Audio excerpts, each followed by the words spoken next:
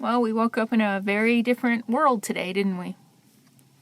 A world in which more than 70 million people handed the reins of power over to a narcissistic psychopath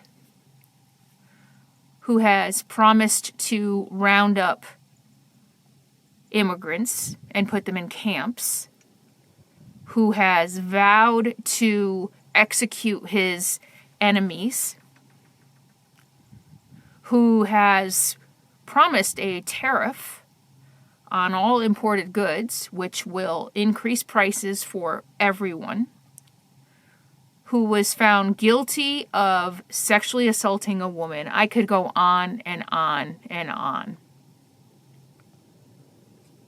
But this is where we're at today.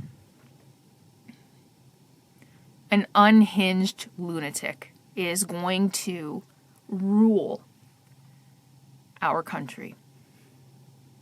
I'm disappointed. I'm heartbroken.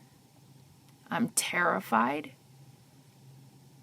I don't know what to do with myself. I don't know where to go from here. I don't know what I should do for my life personally. I'm worried about my LGBTQ friends. I'm worried about my black and brown friends. I'm even worried about my family members who voted for Donald Trump, who live on Social Security. And yeah, that's gunfire. So I know a lot of you are wondering, as am I, where do we go from here? What do we do? Honestly, I would probably leave the country, but I feel like that would mean never seeing my mother again. And I'm not prepared for that. Is it time for me personally to settle down in a community, to have community, to fight back? I mean, I formed community in my hometown where I vote recently. I canvassed. I went out and hung out signs. I actually had to go out canvassing alone. Never done it before. Had to spend several hours walking the streets, knocking on doors in a very red county by myself because nobody else showed up. And I wasn't about to back down. But is that what life looks like for all of us? Finding community and forming a resistance? Liz Cheney put out a statement about how it's up to us now. The media, the press, judges, the American people to be the guardrails for the next 4 years. I feel like that's deeply naive. Dictators crash through guardrails. That's what dictators do. He's already promised. I mean, I'm worried about our press and our reporters, our beloved talking heads, Rachel Maddow, Lawrence O'Donnell, Joy Reid, Whoopi Goldberg. I've been watching The View lately. Liz Cheney. I'm worried for the safety and the lives of these people. Deep down in my soul, I am worried. I'm worried about Midas Touch, the Lincoln Project, little people on YouTube like me. What's going to happen to our voices? So I think Liz Cheney's statement about all of us being the guardrails is deeply naive.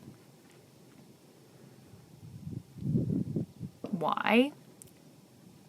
Because a judge makes a ruling he doesn't like, that Trump doesn't like, that judge disappears, gets disbarred, gets put in prison. Gunshots are really bad today. Huh. I don't know what to think of that. I'm safe, don't worry. The media. Like I just said, what's going to happen to our beloved media, our beloved reporters? You really think Trump's going to continue to allow them to continue doing reporting, factual, real reporting? No. Dictators shut down free press. That's probably one of the first things they do. And put up state-run media where everything that is broadcast is approved by the dictator. There are no guardrails. Guardrails get demolished. People will die. I wish I had better news. I wish I could be more optimistic. But again, as someone who has studied history and has studied dictators, who has watched Putin and has watched Orban and all the other dictators throughout history, Mussolini, I studied them all. Hitler, Lenin, Stalin, I know what they do. First they round up the brown people or the Jewish people, and then they round up the dissenters, and then they round up the intelligentsia, the professors and the pundits and the other people who speak out against them and the press, and then just the average person when the neighbors are ratting each other out because they're afraid for the safety of their lives and their families' lives. People turn on each other.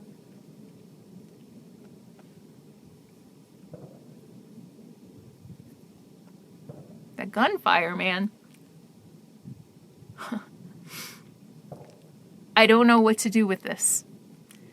Another thought I have is I did check my ballot. I voted in person, and it has not been acknowledged or received or even showing that it arrived, and I'm hearing that from people all across the country. It seems really odd to me that we had record turnout. Every state, record turnout, early mail-in records, early voting records, lines around blocks yesterday and for early voting. And yet, so far, 16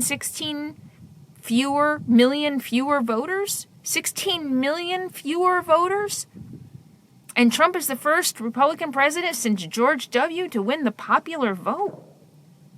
I hope there will be investigations. It just seems odd to me. I know that Nevada still has some counting to do, but I reached out to my party chair, and there should be some acknowledgement that I forfeited my mail-in ballot when I voted in person, and it's not showing that.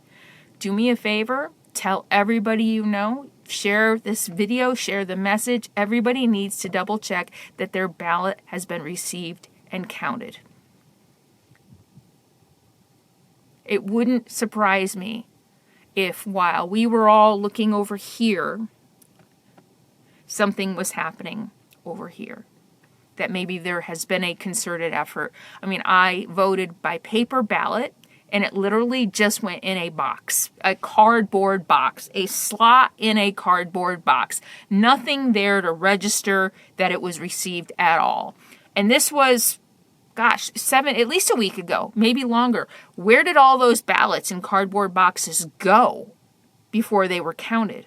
Who was in charge of safeguarding them? Where did my ballot go?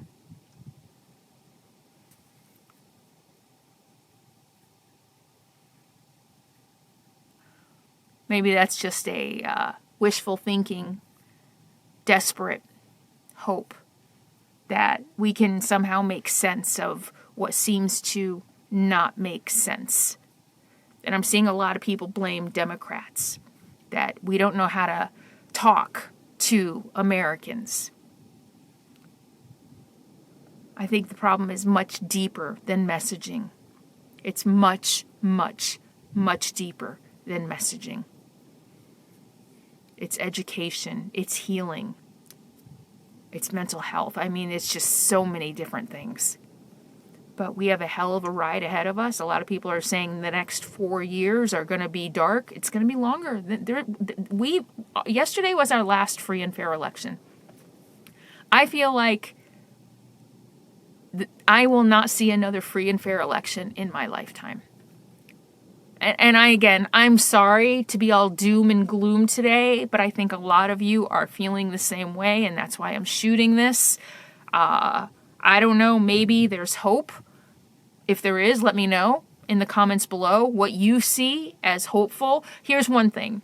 I do think that in every dictatorship, as awful and as violent as it gets, there is an underground movement, force of brave patriots who are fighting behind the scenes, in the shadows, in basements, who are fighting for people. And maybe that's what is going to come of this. Maybe it's just about people, about individuals, about really micro-focusing on each other, about keeping each other safe. I mean, women and girls are going to die. They're going to be sexually assaulted and they're going to be forced to give birth. Nothing good is going to come from this. Project 2025, free reign now. But I guess we have to stay and fight another day. That's how I see it. Leave your thoughts below.